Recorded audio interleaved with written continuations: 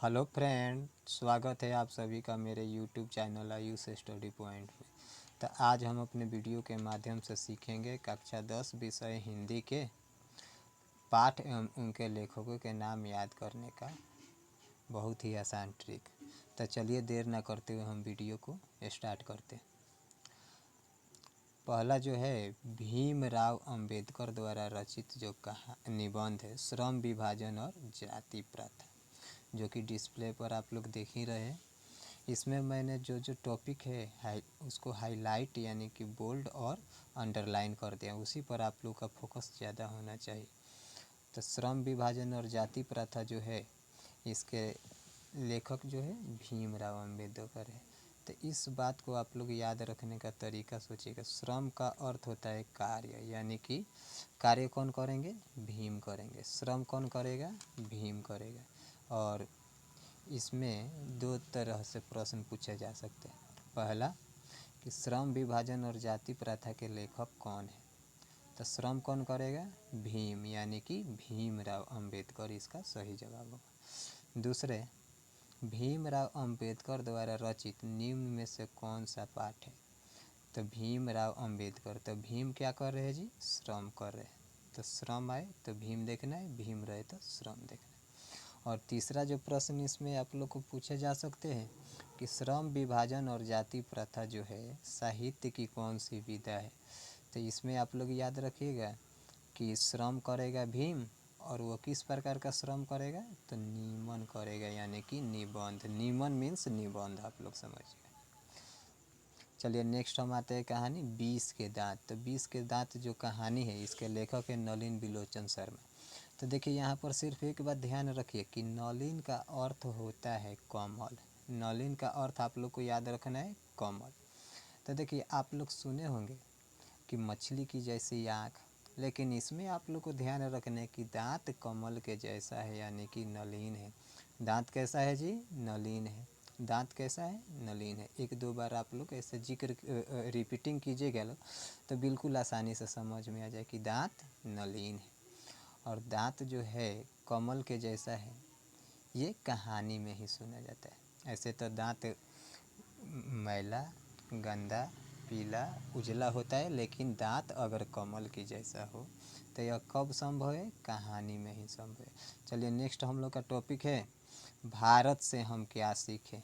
तो भारत से हम क्या सीखें, मैक्स मुलर ने इसकी रचना की है। तो देखिए इसको याद करना हो तो आप लोग याद रखना है कि भारत जो है एक देश है। आप लोग जान ही रहे कि भारत एक देश है, हम लोगों का देश है। और भारत में मैक्स नाम की एगो कंपनी है, यानी कि जैसे कंपनियों के बड़े बड़े कंपनियों के नाम होते हैं उसी तरह मैक्स नाम की एक कंपनी है। तो भारत से हम क्या सीखे के लेखक कौन हो जाएंगे? तो भारत में क्या है जी? तो मैक्स नाम की कंपनी, यानी कि मैक्स मुलर। अब आप लोग से प्रश्न कोई पूछ दे कि भारत से हम क्या सीखे, भारत से हम क्या सीखें, साहित्य की कौन सी विधा है? तो देखिए आप लोग इसमें याद रखिएगा कि भारत जो है उसमें मैक्स नाम की कंपनी, यानी कि भारत में मैक्स नाम की कंपनी है और वो भाग गई है। यानी कि जो कंपनी भारत में खुला है मैक्स नाम का, वो भाग गया है, यानी कि भाषण। भाग जाना का मतलब भाषण, आप लोग को समझना। चलिए नेक्स्ट है हम लोग का नाखून क्यों बढ़ते हैं। हजारी प्रसाद द्विवेदी इसके राइटर है।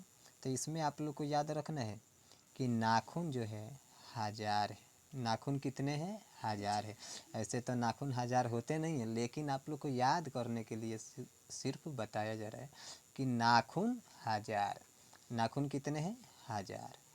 अब इसमें आप लोग को याद करना है जैसे साहित्य की कौन सी विधा, इस सब में आप लोग ध्यान रखिएगा कि इसमें 3 तरह के प्रश्न हैं। पहले भी मैंने जिक्र कर लिया। एक तो पाठ का नाम दिया रहेगा, तो लेखक का नाम बताना है।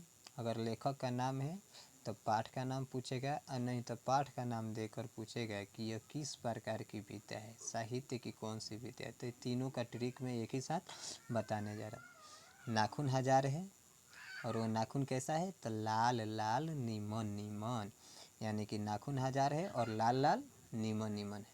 लाल लाल नीमन नीमन यानी कि ललित निबंध। चलिए नेक्स्ट है नागरी लिपि। नागरी लिपि के लेखक है गुणाकर मूले। नागरी लिपि के लेखक कौन है? गुणाकर मूले। तो इसमें आप लोग को याद रखना है कि नगर में रहने वाले लोग गुणवान है। नगर में रहने वाले लोग क्या है जी? गुणवान है और नीमन है। नगर में रहने वाले लोग कैसे है बच्चों? तो गुणवान है और नीमन है। नीमन यानी कि निबंध। चलिए नेक्स्ट हम आते हैं बहादुर। तो देखिए बहादुर का याद करना बिल्कुल आसान है। बहादुर पाठ के जो लेखक हैं अमरकांत है। तो इसका याद करना आप लोगों के लिए बिल्कुल आसान हो जाएगा, क्योंकि आप लोग जानते हो कि बहादुर जो होते हैं वो मरकर भी अमर रहते हैं। यानी कि बहादुर जो है अमर हो जाते हैं। बहादुर क्या होते हैं? अमर होते हैं।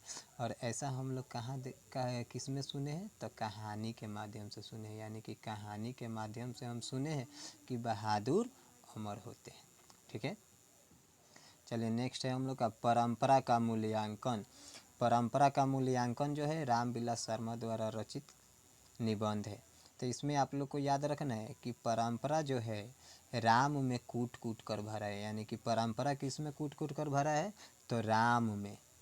और वो किस प्रकार का परंपरा भरा है? तो नीमन यानी कि निबंध है। परंपरा का मूल्यांकन क्या है बच्चों? निबंध है। समझ गए। नेक्स्ट आइए आप लोग जीत जीत में निरखत हूँ। जीत जीत में निरखत हूँ ये साक्षात्कार है और बिरजू महाराज द्वारा रचित है।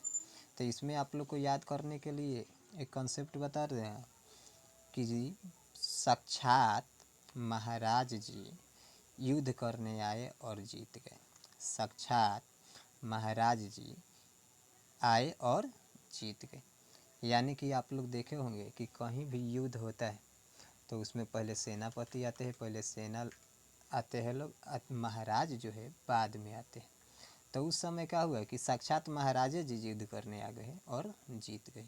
यानी कि जीत जीत में निरखत हूँ, तो जीतेंगे कौन? तो महाराज। ठीक है। और कोई पूछ दे कि जीत जीत में निरखत हूँ साहित्य की कौन सी विधा है? तो आप लोग बताना साक्षात, यानी कि साक्षात्कार। साक्षात महाराज जी आए।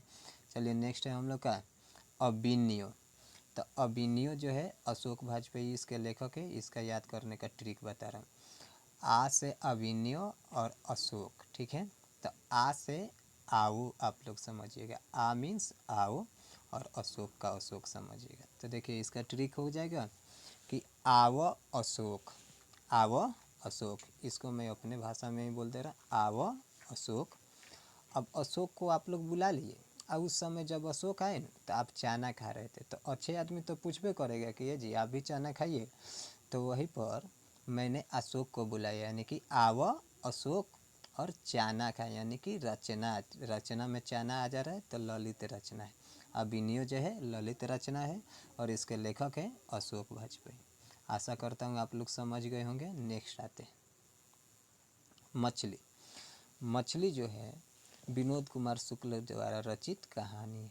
तो इसको आप लोग समझना है कि एक घर है, उसमें जो मछली आज लाने का कार्यक्रम है तो ये जिम्मेवारी विनोद को दिया गया। यानी कि मछली कौन लाएगा? विनोद। मछली कौन लाएगा? विनोद। और ये जो है कहानी है। तो आप लोग इसको याद रखना कि पिताजी कहनी है कि विनोद मछली लाई। पिताजी कहनी है कि विनोद मछली लाई। कहानी माने कहानी समझिएगा। कहानी माने कहानी समझिएगा। यानी कि पिताजी कहनी है कि विनोद का लाई जी? मछली लाई। यानी कि जहाँ मछली देखना तो मछली किसको लाना है? विनोद का। तो इसका आंसर विनोद से चालू होगा, यानी कि विनोद कुमार शुक्ल हो जाए। ठीक है। नेक्स्ट है हम लोग का नौबत खाने में इबादत। तो इबादत माने होता है पूजा पाठ करना। इबादत का अर्थ होता है पूजा पाठ करना। तो मिस्र यानी कि मिश्रा समझना आप लोग। तो इबादत जो कर रहे हैं मिश्रा जी कर रहे हैं। इबादत कौन कर रहे हैं? मिश्रा जी। यानी कि मिश्रा जी ऐसे व्यक्ति हैं जो इबादत कर रहे हैं।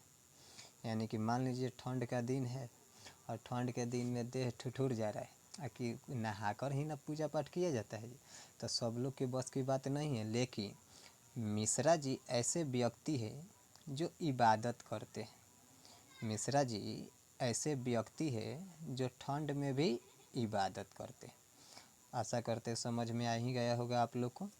देखिए नेक्स्ट जो है हम लोग का थोड़ा हाइलाइटर नहीं जा पा रहा है, इसमें मैंने बोल्ड और अंडरलाइन कर दिया। उस टॉपिक को ध्यान में रखते हुए देखिएगा, इसमें गांधी जी, यानी कि आप यहाँ देख रहे होंगे कि गांधी है, इसमें जो है शिक्षा, और ये जो है शिक्षा शास्त्र है।